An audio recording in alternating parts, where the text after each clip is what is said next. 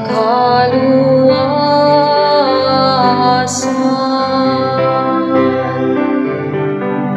Ang atong Diyos, mao ang Diyos sa kaluwasan.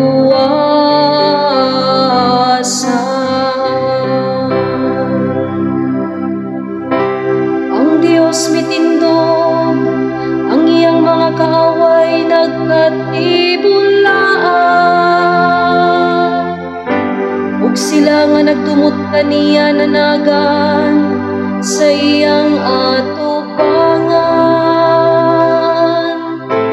Apan ang matarong nalipay ug nagsadya,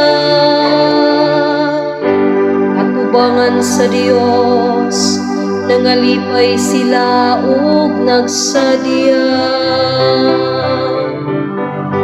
Ang atong Diyos, mao ang Diyos sa kaluwasan.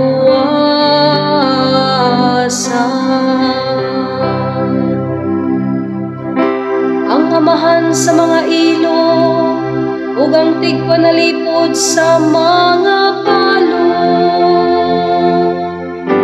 mao ang Dios diya sa iyang balaang puloy-anan. Ang Dios naghatag og usa ka puloy-anan sa mga biniyaan. Ipagulan niyang mga binilanggo ngadto sa kausbawan.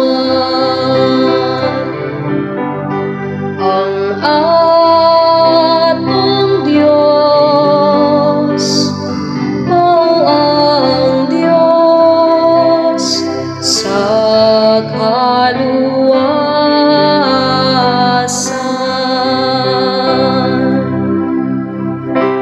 Kay kung adlaw-adlaw ang Ginoo nga nag-abaga sa atong mga palasanon. Ang Dios nga mao ang atong kaluwasan. Ang Dios usa ka Dios nga manluluwas alang kanato.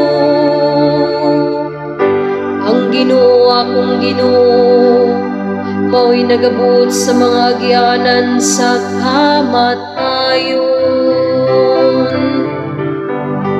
Ang atong Diyos, mao ang Diyos sa kaluwasan.